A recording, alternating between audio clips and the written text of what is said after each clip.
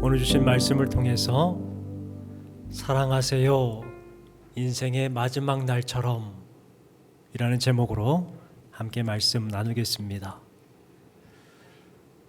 지난 수요일에 지인의 부고 연락을 받았습니다.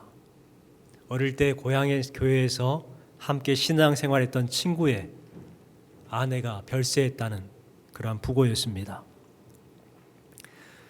안타까운 마음을 가지고 수요일 저녁 예배를 마치고 장례식장으로 향했습니다. 조문을 갔더니 친구와 그의 하나밖에 없는 6살 된 아들이 장례식장을 지키고 있었습니다. 조문을 하고 어떻게 된 거냐 하고 물었더니 암으로 갑자기 세상을 떠났다는 것입니다. 이제 막 40이 넘은 젊은 나이인데 그렇게 세상을 떠났다는 거예요. 친구와 그의 어린 아들을 보니 눈물이 났습니다. 그렇게 돌아오는데 문득 그런 생각이 드는 거예요. 오늘 말씀 제목입니다. 인생의 마지막 날처럼 사랑해야 되는데 언제 어떻게 될지 모르는데 왜 사랑하지 못할까? 그래서 제목을 사랑하세요, 인생의 마지막 날처럼 이라는 제목으로 정했습니다. 생각해보면 사랑하기도 짧은 그런 인생인데 우리는 왜 사랑하지 못하고 다투고 미워하고 싫어할까요? 그러면서 또 항상 후회를 합니다. 여러분, 설 명절입니다. 새해에는 사랑하십시오. 인생의 마지막 날처럼 사랑하십시오. 사랑에는요, 기적을 만들어내죠. 과거에 어느 시골 마을에 약국의 어린아이가 허겁지겁 뛰어왔습니다. 아저씨, 기적을 사러 왔어요. 기적을 주세요. 황당했던 약사는 기적이 왜 필요한데? 하고 물었습니다. 그랬더니 이 아이가 그러는 거예요. 동생이 아파요. 엄마가 그러는데 동생이 살리면 기적이 필요하대요. 기적을 좀 주세요. 그러면서 그동안 모았다는 7,200원을 약사에게 내밀었습니다. 당황했던 약사는 이렇게 말을 해요. 어쩌지? 우리 약국에는 기적이라는 약을 팔지 않는단다. 그 말에 아이는 실망합니다. 그때 옆에서 오랜만에 형 집에 왔던 서울에 사는 동생이 그 모습을 보게 되었어요. 이 동생은 서울에 있는 큰 종합병원의 외과 전문의였습니다. 아이야, 동생이 어디가 아픈데? 내 심장이 아프대요. 그러면 나랑 같이 한번 가보자 하고 그 아이의 집을 갔습니다. 아이의 가정은 누추했고 동생은 누워있는데 창백한 거예요. 청진기를 대봤더니 아이의 심장 소리가 불규칙합니다. 소리가 잘 들리지 않는 거예요. 그대로 두면은 죽을 게 뻔하겠구나 직감했습니다. 그래서 그 아이를 데리고 서울에 가서 병원에 입원시키고 검사를 하고 수술을 했습니다. 그래서 그 동생이 살게 되었어요. 하지만 엄마는 병원비가 걱정이었습니다. 선생님, 수술비가 얼마나 될까요? 그러니까 아들이 이미 결제했습니다 하고 말하는 거예요. 네? 이 아이가 약국에서 7,200원으로 기적을 샀거든요. 동생을 향한 사랑이 기적을 만들어내요. 여러분, 그렇습니다. 사랑은요, 기적을 만들어내는 거예요. 성경에서도 형제를 사랑할 때에 생명을 얻게 된다는 기적의 말씀이 분명하게 기록되어 있습니다. 말씀을 같이 한번 읽어볼게요. 요한일서 3장 14절 말씀입니다. 우리는 형제를 사랑함으로 사망에서 옮겨 생명으로 들어간 줄을 알거니와 사랑하지 아니하는 자는 사망에 머물러 있느니라. 분명하게 말씀합니다. 우리는 형제를 사랑함으로 사망에서 옮겨서 어디로? 생명으로. 사랑함을 통해서 사망에서 생명으로 옮겨지는 기적을 경험한다라고 우리에게 분명하게 말씀하고 있는 거예요. 여러분, 사랑함으로 생명을 얻고 은혜가 가득한 기적이 함께 하시기를 주님의 이름으로 축원합니다. 한 여론조사 기관에서 명절 때 자녀들이 듣기 싫은 말에 대해서 설문조사를 했다고 합니다. 10대가 듣기 싫어하는 말은 뭐냐면 너는 반에서 몇 등 하니? 열심히 공부해서 좋은 대학 가야지. 나 때는 말이야. 이런 말을 싫어한대요.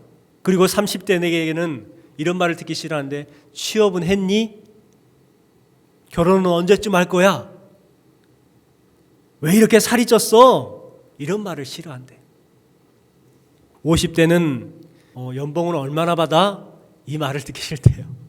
집은 장만했어? 지금 직급은 뭐야? 이런 말을 듣기 싫다는 거예요. 반면에 듣고 싶은 말이 있다고 합니다. 공부보다는 건강이 최고야. 더 예뻐졌다. 괜찮아. 너는 잘 될 거야. 올해는 좋은 일만 가득하자. 이와 같은 말을 듣고 싶어 한다고 합니다. 여러분은 어떤 말들을 하셨습니까? 혹시 잔소리함을 통해서 즐거워야 될 명절에 스트레스만 주고 있지는 않으십니까? 아직 늦지 않았어요. 자녀들에게 사랑한다고, 잘했다고, 힘내라고 격려를 잊지 않는 그런 명절이 되었으면 좋겠습니다. 하나님께서 세우신 소중한 공동체는 두 가지가 있지요. 바로 가정과 교회입니다. 이 두 공동체의 공통점은 옆구리가 터져서 생겨나게 된 공동체라는 것입니다. 먼저 가정은 아담의 옆구리가 터져서 생겨나게 됐죠. 또 교회는 예수님의 옆구리가 터져서 그 보혈 위에 교회가 세워졌습니다. 교회와 가정은 혈연 공동체라는 것입니다. 피로 맺어졌다는 거예요. 이렇게 소중한 공동체이기에 그 공동체 안에는 사랑으로 가득한 공동체가 되어야 합니다. 그런데요, 현대의 가정과 교회는 깨어지고 흔들리고 상처를 주고받는 곳이 되어가고 있습니다. 이러한 상황 속에서 여러분 우리에게 필요한 것이 무엇일까요? 오늘 말씀에 사도 바울께서는 이렇게 말씀합니다. 9절 말씀, 10절 말씀을 같이 한번 읽어볼까요? 사랑에는 거짓이 없나니 악을 미워하고 선에 속하라. 형제를 사랑하여 서로 우애하고 존경하기를 서로 먼저 하며. 우리의 삶 가운데 필요한 것을 말씀하고 있어요. 우리의 가정 가운데 필요한 것을 말씀하는데 그것이 뭐냐면 거짓이 없는 사랑을 말하고 있어요. 형제의 우애 그리고 서로 존경하라. 우리에게 권면하고 있습니다. 우리가 살아가고 있는 이 시대는 거짓된 사랑이 너무나도 많아졌습니다. 이 시대의 사랑에 대해서 두 가지 특징을 발견할 수가 있는데 첫 번째는요, 사랑이 식어져 가고 있다는 거예요. 마태복음 24장 말씀에 보니까 그때에 많은 사람이 시험에 빠져 서로 잡아주고 서로 미워하겠으며 거짓 선지자가 많이 일어나 많은 사람을 미혹하게 하겠으며 불법이 성함으로 많은 사람의 사랑이 식어지리라. 이 말씀이 지금 우리가 살고 있는 이 시대와 너무나도 닮아 있다는 거예요. 핍박하고 미워하고 불법이 성합니다. 그래서 믿을 수가 없어요. 사랑을 할 수가 없어요. 그래서 사랑이 식어지고 있는 시대가 바로 우리가 살고 있는 이 시대죠. 두 번째 특징이 뭐냐면 잘못된 것을 사랑한다는 것입니다. 악한 것을 사랑한다는 거예요. 디모데후서 3장 말씀에 보면 네가 이것을 알라. 때가 이르니 사람들은 자기를 사랑하며 돈을 사랑하며 쾌락을 사랑하기를 하나님 사랑하는 것보다 더하며 자신을 사랑한다는 거예요. 물질을 사랑합니다. 쾌락을 사랑합니다. 지금 우리가 살고 있는 이 시대가 그래요. 저와 여러분도 동일하게 이렇게 살아가길 원하는 마음이 있어 하는 것입니다. 이렇게 사랑이 식어져가는 세대 가운데에 우리가 이 세대를 본받지 않고 행복한 믿음의 가정과 행복한 교회를 만들어낼 수 있는 비결이 무엇일까? 필요한 것이 무엇일까? 생각해 보기를 원합니다. 먼저는요, 거짓이 없는 선한 사랑이 우리에게 필요합니다. 거짓이 없는 선한 사랑. 9절 말씀 10절 말씀에 보니까 사랑에는 거짓이 없다. 악을 미워하고 선에 속하라. 형제를 사랑하라. 우애하라. 존경하기를 서로 먼저 하라. 이렇게 말씀하고 있습니다. 9절 말씀에 이 거짓이라는 것은 헬라어 히포크리노라는 단어입니다. 이 단어가 어디에서 생겨났냐면 연극 배우들의 가면에서 생겨나게 됐습니다. 가면. 이 거짓은 가면을 쓰는 것, 속이는 것, 위선, 사칭, 가식 이와 같은 뜻을 가지고 있지요. 현대 사회에는 사랑의 홍수 시대를 지금 살고 있습니다. 여기저기에서 사랑한다고 말을 해요. 고객님 사랑합니다. 여러분 사랑합니다. 그런 말들이 그냥 심심치 않게 하는 거예요. 그런데 홍수 속에 마실 물이 없는 것처럼 참 사랑은 사라져버리고 가식적인 사랑, 상업적인 사랑, 이기적인 사랑만으로 가득한 그러한 세상을 우리가 살고 있습니다. 가룟 유다를 생각해 보십시오. 예수님 앞에 사랑한다며 입맞춤을 했어요. 그런데 그 사랑은 위선적인 사랑이었습니다. 사랑의 가면을 쓰고 은삼십에 예수님을 팔아버렸어요. 그런데요, 지금 이 시대의 사랑이 그와 같은 위선적인 사랑, 가식적이고 상업적인 사랑을 한다는 거예요. 나한테 이익이 안 되면 나는 사랑 안 한다는 것입니다. 하나님의 사랑은 거짓이 없는 아가페의 사랑입니다. 값없이 주는 사랑이요, 사람을 감동시키는 사랑이 바로 하나님의 사랑이죠. 우리도 그 하나님을 닮아서 거짓이 없는 사랑을 해야 합니다. 축복해 주어야 됩니다. 여기서 분명한 것은요, 사랑하는 사람이 복을 받는 거예요. 사랑하는 사람이 축복을 받는 거예요. 그래서 성경은 주는 자가 받는 자보다 복되도다 분명하게 말씀하고 있어요. 또한 의인의 자손은 결코 망하지 않는다라고 말씀하고 있죠. 말씀을 같이 한번 읽어볼까요? 시편 37편 25절 말씀입니다. 내가 어려서부터 늙기까지 의인이 버림을 당하거나 그 자손이 결식함을 보지 못하였도다. 그는 종일토록 은혜를 베풀고 꾸어주니 그 자손이 복을 받는도다. 아멘. 여러분의 가정이 이와 같은 복을 받으시기를 주님의 이름으로 축복합니다. 분명 주신 말씀처럼 은혜를 베풀고 꾸어주니 그 자손이 복을 받는도다 말씀하고 있습니다. 거짓이 없이 사랑하고 거짓이 없이 섬겼더니 하나님께서 그의 자녀 가운데에 복을 허락해 주신다는 거예요. 중국 신천 지역에서 가방 공장을 하는 집사님의 간증입니다. 그 집사님이 중국에 공장을 세웠습니다. 가방 공장인데 직원이 900명 정도 되는 그러한 공장입니다. 직원들을 한 사람 한 사람 가족처럼 대해줬어요. 음식을 공급해주고 함께 음식을 나눠 먹으면서 즐겁게 그렇게 일을 했습니다. 그랬더니 생산되는 제품들이 잘 팔렸어요. 그러다가 IMF가 왔습니다. 수출이 막혀버린 거예요. 가방을 안 삽니다. 그러다 보니까 제품이 안 팔리게 되었고 계약 주문이 취소돼 버렸고 가방들이 안 팔리니까 반품이 들어옵니다. 재고가 쌓였어요. 그것을 처리하는데 어마어마한 돈이 들었습니다. 결국 공장을 더 이상 운영할 수 없게 되었고 공장을 다른 사람에게 넘기고 한국으로 돌아가야 되겠다 계획을 세우고 있었습니다. 이것을 알고 그 중국인 노동자들이 집사님을 찾아왔어요. 사장님, 절대 가시지 마십시오. 어려워서 그러잖아요. 그러면 저희들이 월급을 안 받겠습니다. 그동안 사장님께서 저희에게 대한 것처럼 저희도 사장님을 모시겠습니다. 저희와 함께 일하게 해요. 900명의 직원들이 그렇게 간청하니까 어쩔 수 없이 머물 수밖에 없었습니다. 계속해서 가방을 만들었어요. 재고가 쌓입니다. 쌓여도 만들었어요. 경기가 어느 정도 풀리다 보니까 예전에는 명품 가방, 비싼 가방을 사람들이 선호했는데 이제는 저렴한 가방을 선호하기 시작했어요. 그랬더니 자신의 공장에서 만든 가방이 엄청나게 팔리기 시작하는 거예요. 이전보다 더 많이 팔리기 시작했습니다. 놀라운 복을 받게 되었죠. 여러분, 이것이 바로 사랑의 원리인 거예요.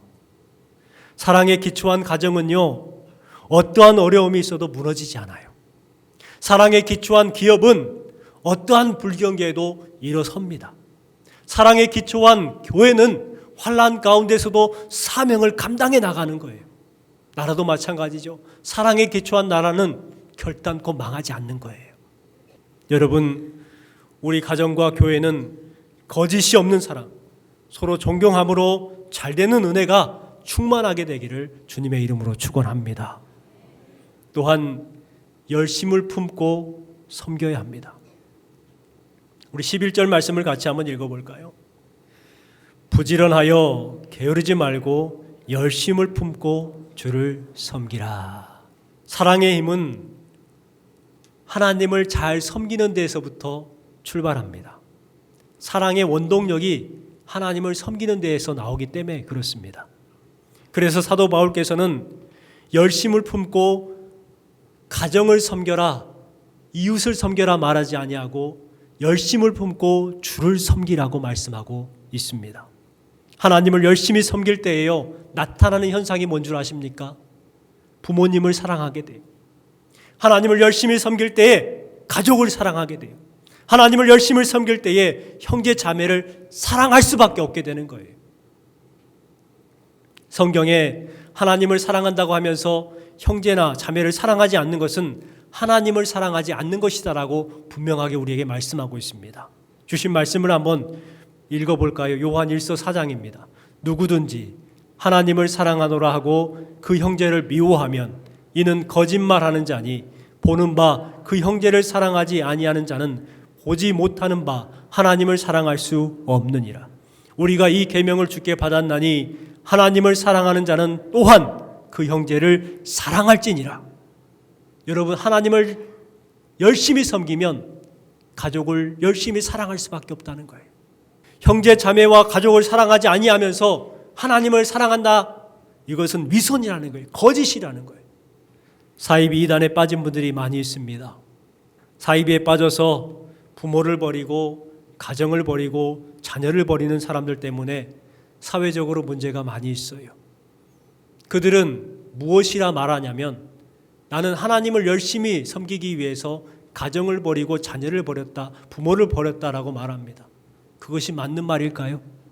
틀린 말이죠. 주신 말씀처럼 하나님을 사랑한다고 하면서 형제와 자매와 가족을 사랑하지 않는 것은 거짓이라고 분명하게 말씀하고 있어요. 그들은 잘못된 열심입니다. 그들의 신앙은 잘못된 정성이죠. 그들은 하나님을 믿는 것이 아니라 속세무민하는 사이비 교주를 믿는 거예요. 사이비들은 세상을 어지럽히고 백성을 미혹하고 속입니다. 자기의 사리사욕을 채우려고 사람들을 미혹하는 거예요. 거기에 빠져서 그것이 잘못된 열심인지 모르고 잘못된 정성인지 모르고 거기에 빠져서 가정을 버리고 자녀를 버린다는 거예요. 여러분 꼭 기억하시기 바랍니다. 건강한 교회는 건강한 가정에서 출발하는 거예요. 우리 교회가 건강하려고 하면 여러분의 가정이 건강해야 우리 교회가 건강한다는 것입니다. 성도들은 주신 말씀처럼 바른 열심이 필요합니다. 그리고 바른 정성으로 신앙생활해야 합니다. 미국 뉴저지에 있는 한 교회에 다니는 성도님의 간증이에요. 이 성도님은 넓은 집에서 삽니다. 풀장이 있고 잔디밭이 있는 그러한 집이에요. 어느 날 교회에서 교회를 건축한다는 이야기를 듣고 건축 헌금을 작정했습니다. 그리고 어떻게 해서 그 헌금을 마련할까 생각하다가 기가 막힌 방법이 떠오른 거예요. 재활용품을 팔아가지고 내가 돈을 마련해야 되겠다 생각한 겁니다. 그래서 헌옷을 팔고 안 쓰는 가전제품을 팔고 가구를 팔고 신발, 빈병, 재활용품을 모아서 팔기 시작했어요. 그렇게 건축헌금을 하겠다는 것입니다. 그러던 어느 날 꿈을 꾸게 되었습니다. 천사가 내려와서 자신을 천국으로 이끄는 거예요. 와, 나도 드디어 천국 구경을 하게 되는구나 기대가 되었습니다. 갔더니 황금으로 지어진 반짝반짝거리는 집들과 아름다운 정원들이 가득했습니다. 와, 내가 여기에 살면 얼마나 좋을까?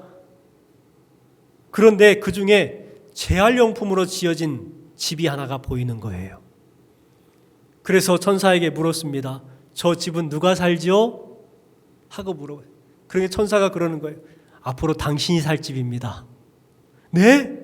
천국에는 땅에서 올려주는 재료로 짓는데 당신은 온통 재활용품만 올려줬습니다. 그러니 어쩔 수 없이 재활용품으로 집을 지었습니다. 이 말을 듣고 깜짝 놀라서 잠에 깼어요. 생각을 해보니까 은행에 돈도 있고 집에 값비싼 보석들도 많은데 그것들은 다 뒤로 감춰놓고 빈병을 팔아서 헌옷을 팔아서 안 쓰는 것들을 팔아서 헌금을 하겠다 했던 자신의 인색함, 이기적인 마음들이 깨달아졌다는 거예요. 그래서 하나님 앞에 회개했습니다. 말씀을 생각하면서 찬양의 생각이 납니다. 해같이 빛나리라는 찬양이 우리 같이 한번 해볼까요?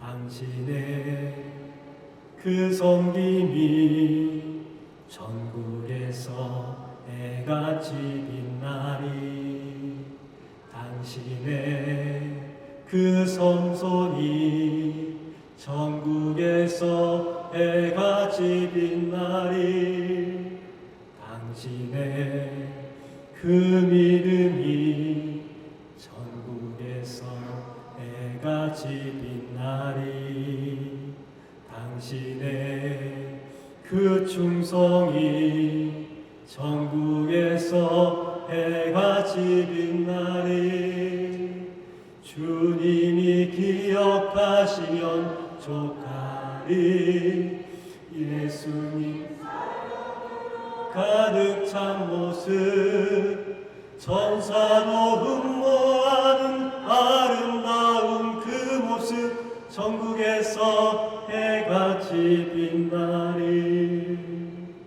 여러분, 우리도 가정을 섬기고 교회를 섬김을 통해서 천국에서 해같이 빛나는 성도들이 되시기를 주님의 이름으로 축원합니다. 마지막 세 번째는요, 대접하기를 힘써야 합니다. 우리 12절 13절 말씀을 같이 한번 읽어볼까요? 소망 중에 즐거워하며 환난 중에 참으며 기도에 항상 힘쓰며 성도들의 쓸 것을 공급하며 손 대접하기를 힘쓰라. 손 대접하기를 힘쓰라 우리에게 말씀합니다.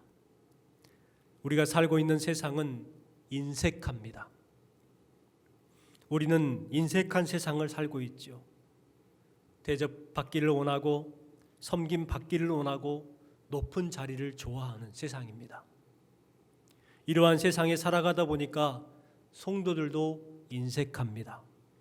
그리고 성도들도 세상에 길들여져서 섬김 받기를 원하고 대접받기를 원합니다. 높은 자리를 좋아합니다. 그런데 우리는 세상에 길들여지지 않는 삶을 살아야 돼요. 12장 1절 말씀에 이 세대를 본받지 말고 라는 이 표현을 다른 말로 말하면 이 세상에 길들여지지 말라라는 뜻입니다. 지금 우리도 혹 나도 모르게 세상에 길들여지는 삶을 살고 있지 않는가 우리는 살펴야 합니다. 안동에서 목회하시는 선배 목사님에게 들었던 이야기인데요. 안동에 이비인후과 원장이셨던 정창근 장로님이 계십니다. 이 장로님께서는 안동에 있는 한센병 환자들이 모여있는 성자원을 무려 33년 동안이나 섬겼습니다.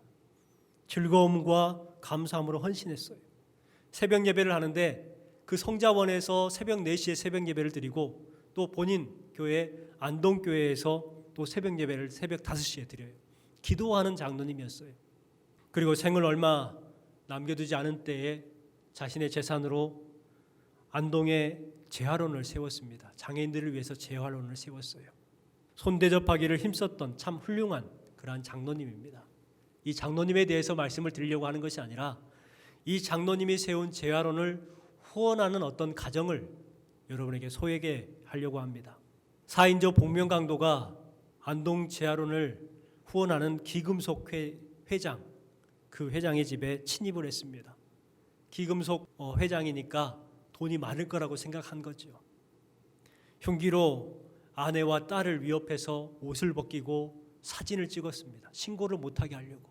그리고 물건을 훔치기 시작합니다. 그때 남편이 들어온 거예요. 이 강도들이 남편도 칼로 위협하고 묶었습니다. 남편이 보니까 딸과 아내가 옷이 다 벗겨지고 묶여 있는 거예요. 기가 막힌 거예요. 그래서 강도들에게 벌벌 떨면서 이렇게 권했습니다. 다 가져가십시오. 돈도 가져가시고 금도 다 가져가시고 대신에 내 딸만은 건드리지 마십시오. 살려주십시오. 결혼해야 합니다. 내 딸만 살려주면 모든 것을 다 드리겠습니다. 이렇게 부탁했는데도 불구하고 강도들은 아랑곳하지 않고 집을 뒤지기 시작해요. 한 강도가 장롱을 뒤지다가 감사패 하나를 발견했어요. 감사패에 보니까 이사장 정창근 장로의 이름이 있는 거예요. 그래서 그 강도가 그 남편에게 가가지고 묻습니다.